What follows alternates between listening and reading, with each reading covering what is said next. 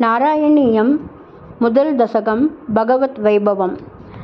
సాంద్రానందావబోధాత్మకం అనుపమితం కాలదేశావధిభ్యాం నిర్ముక్తం నిత్యముక్తం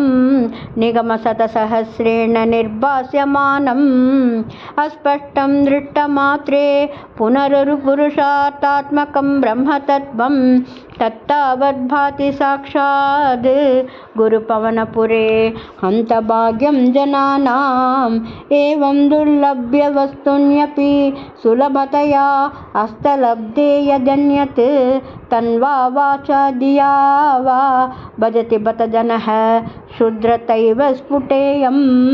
ఏతే తావద్వయం తు స్థిరతర మనసా విశ్వపీడాపహత్యై నిశ్శేషాత్మానమేనం గురుపవనపురాధీశమేవ ఆశ్రయామః సత్వం యత్తత్పరాభ్యాం అపరికలనతో నిర్మలం తేన తావద్ భూతైర్భూతేంద్రియైస్తే వపురతి బహుశః శ్రూయతే వ్యాసవాక్యం తస్వచ్చద్వాద్యదచ్ఛాదిత పరసుగ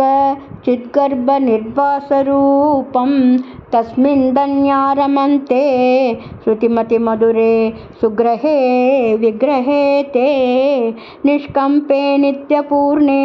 నిరవధి పరమానంద పీయూషరూపే నిర్లీనానేకముక్తావళి సుభగతమే నిర్మల బ్రహ్మసింధౌ కల్లోలాసతుల్యం ఖలు విమలతరం సత్వమాహుస్తదాత్మా కస్మాన్నో నిష్కలస్వం సకల ఇతి వచః స్వత్కలా స్వేవ భూమన్ నిర్వ్యాపారోపి నిష్కారణమజభజసే యత్క్రియామీక్షణాఖ్యాం తేనైవోదేతి లీనా ప్రకృతిరసతి కల్పాభికల్పాదికాలే తస్యా సంశుద్ధమంసం కమపి తమధిరోదాయకం సత్వరూపం సత్వం ధృత్వా దదాసి స్వమహిమ విభవా కుండవైకుంఠరూపం తద్దే ప్రద్యగ్రదారాధర లలితకళాయావళీ కేలికారం లావణ్యసైకసారం సుకృతిజనదృశాం పూర్ణపుణ్యావతారం లక్ష్మీ నిస్సంకలీలానిలయనం అమృతస్యందసందోహమంతః సించత్సంచింతకానాం వపురనుకలయే మారుతాగారనాథ కష్టాతే సృష్టిచేష్టా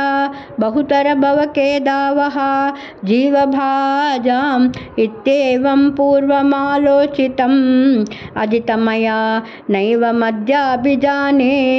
నోచే జీవా కథం వా మధురతరమిదం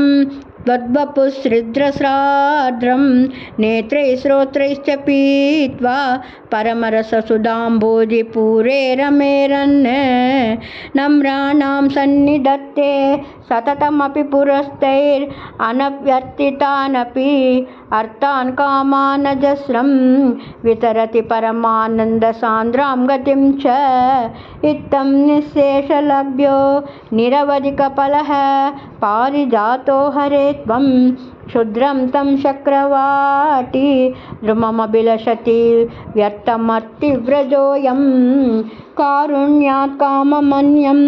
దదతి ఖలు పరే స్వాత్మదస్వం విశేషాత్ ఐశ్వర్యాదిశతేన్యే జగతి పరజనే స్వాత్మనోపీశ్వరస్వం త్వయ్యుచ్చైరారమంతి ప్రతిపదమధురే చేతనా స్ఫీతభాగ్యాః త్వం చాత్మా రామయే వేద్ యతులగుణగుణాధార సౌరే నమస్తే ఐశ్వర్యం శంకరాదీశ్వర వినియమనం విశ్వతేజోహరాణాం తేజస్సంహారి వీర్యం విమలమపి యశో